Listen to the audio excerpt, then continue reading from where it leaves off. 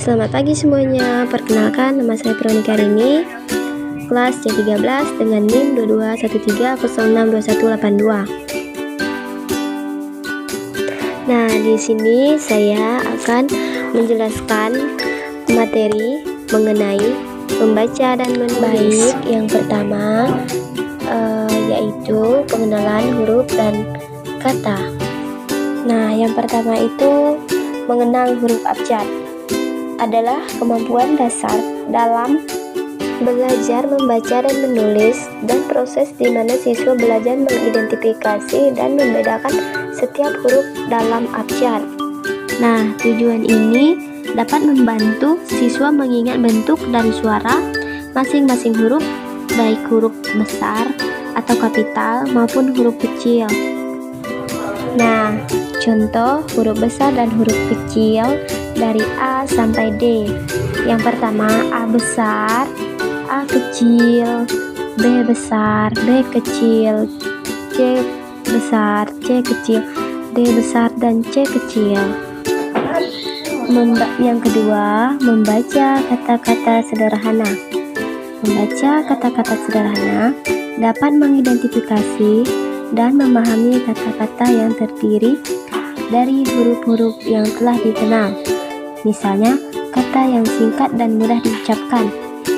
Contohnya, kata-kata sederhana adalah ibu, buku, mama, bola, dan sapi. Nah, tujuan dari membaca kata-kata sederhana adalah untuk membantu anak-anak memahami bahwa huruf-huruf dapat digabungkan untuk membentuk kata-kata yang memiliki makna.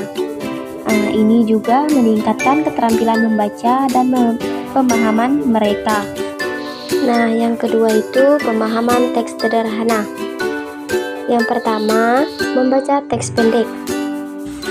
Nah, di dalam teks pendek ini terdapat cerita, dongeng, puisi.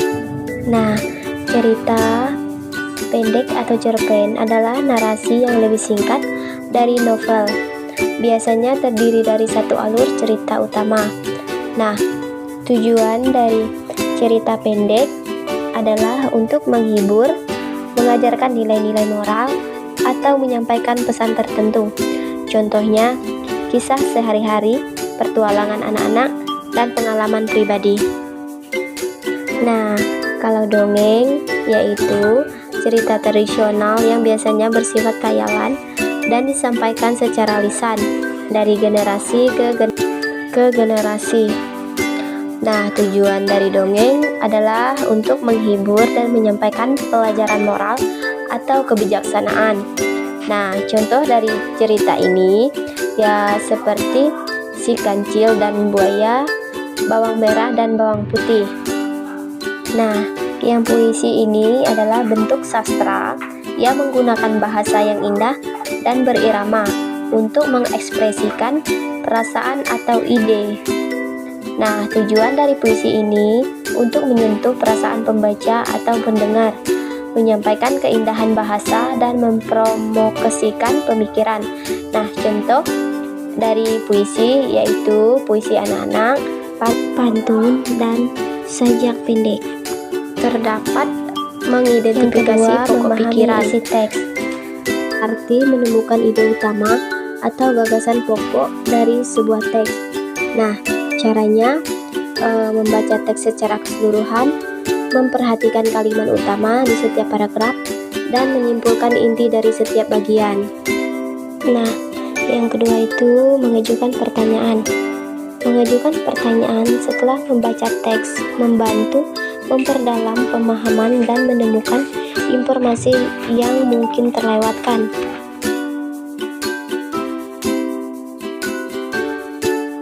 Itu dengan bertanya apa, siapa, kapan, di mana, mengapa, dan bagaimana terkait dengan isi teks tersebut. Pengayaan kosakata. Yang pertama, mengenalkan kata-kata baru dan artinya. Nah, tunjukkan gambar atau objek nyata untuk membantu siswa memahami kata-kata baru. Misalnya, tunjukkan gambar singa saat mengenal kata-kata singa. Contohnya kata baru, singa.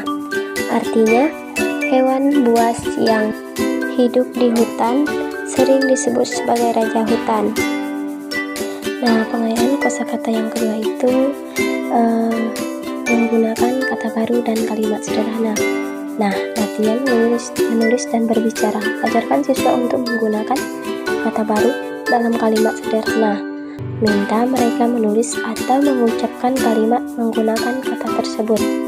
Contohnya dari kata baru, yaitu singa. Nah, kalimat sederhana, singa adalah hewan yang sangat kuat. Nah, materi yang keempat yaitu membaca lancar.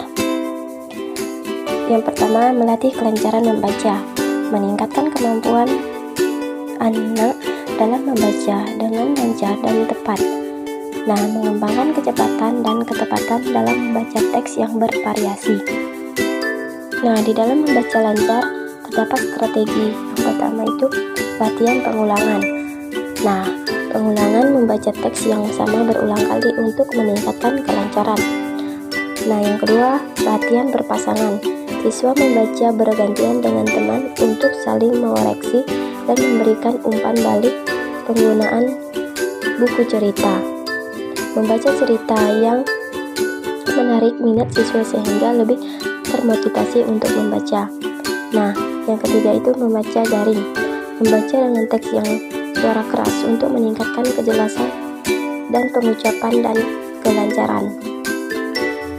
Meningkatkan kemampuan memahami teks secara keseluruhan, membantu dalam pengucapan kata yang benar, membantu anak dalam membaca lebih cepat dan efektif.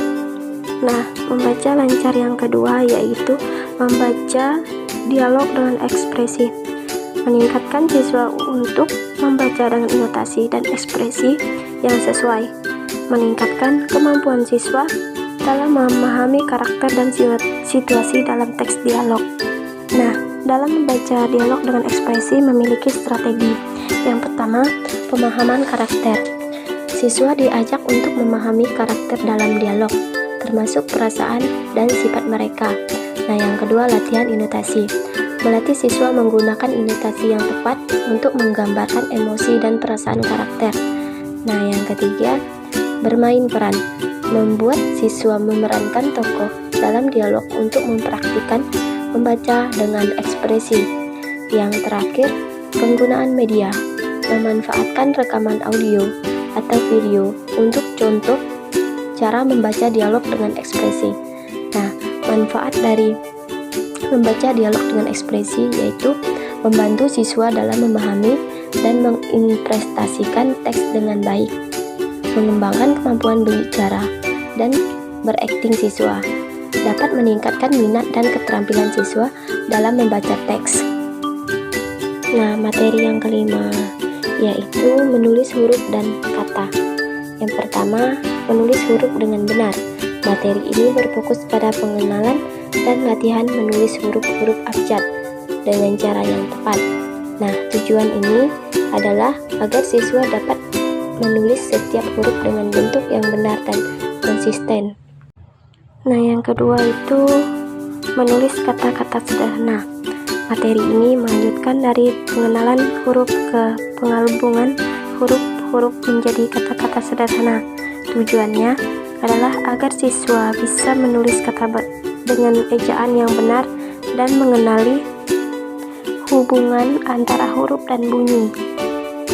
Nah, materi yang keenam yaitu menyusun kalimat. Yang pertama itu membuat kalimat sederhana. Membuat kalimat sederhana melibatkan penyusunan kata-kata agar membentuk sebuah pertanyaan. Nah, pertanyaan atau perintah yang lengkap dan mudah dimengerti. Kalimat sederhana biasanya terdiri dari subjek, predikat, dan objek. Nah, contohnya, Budi makan apel, Ayah membaca buku. Nah, menyusun kalimat yang kedua yaitu menggunakan kata-kata yang benar. Nah, menggunakan kata-kata yang benar berarti memilih kata yang tepat sesuai dengan konteks, kalimat, dan tata bahasa yang benar. Nah, ini termasuk memilih kata kerja yang sesuai kata benda yang tepat, serta memastikan kata-kata tersebut sesuai dengan aturan ejaan dan tanda baca. Nah, contohnya yaitu mereka pergi ke pasar, benar. Dia ingin bermain bola, benar. Mereka pergi ke pasar, salah. Seharusnya ke pasar. Nah, yang terakhir yaitu menulis paragraf pendek. Yang pertama, menulis paragraf berdasarkan gambar dan cerita. Menulis paragraf berdasarkan gambar atau cerita adalah kegiatan di mana siswa memberikan sebuah gambar atau cerita singkat sesuai stimulus untuk menulis. Nah, kegiatan ini membantu siswa untuk mengembangkan imajinasi dan keterampilan menulis mereka dengan cara yang menyenangkan dan kreatif. Di dalam menulis paragraf berdasarkan gambar atau cerita, memiliki langkah-langkah yang biasa diikuti dalam kegiatan ini, meliputi yang pertama, mengamati gambar atau membaca cerita. Siswa mengamati gambar atau membaca cerita dengan cermat. Yang kedua, mengidentifikasi unsur penting. Siswa menentukan elemen penting dari gambar atau cerita seperti tokoh, setting, dan kejadian. Yang ketiga, menyusun ide. Siswa membuat daftar ide atau poin-poin utama yang akan dimasukkan dalam paragraf. Nah, terakhir, menulis paragraf. Siswa menulis paragraf berdasarkan ide-ide yang telah disusun dengan menghubungkan kalimat-kalimat secara logis dan kohensif. Nah, penulisan paragraf pendek yang kedua yaitu mengembangkan ide utama. Mengembangkan ide utama adalah proses di mana siswa memperluas atau memperdalam gagasan utama dalam sebuah paragraf atau teks. Nah, ide utama adalah inti dari paragraf yang memberikan informasi dasar atau poin utama yang ingin disampaikan penulis. Nah, proses mengembangkan ide utama melibatkan yang pertama itu identifikasi ide utama, menentukan gagasan inti yang ingin disampaikan dalam paragraf. Nah, yang kedua, menambahkan detail, menyertakan detail atau informasi tambahan yang mendukung ide utama, seperti contoh, fakta, atau deskripsi.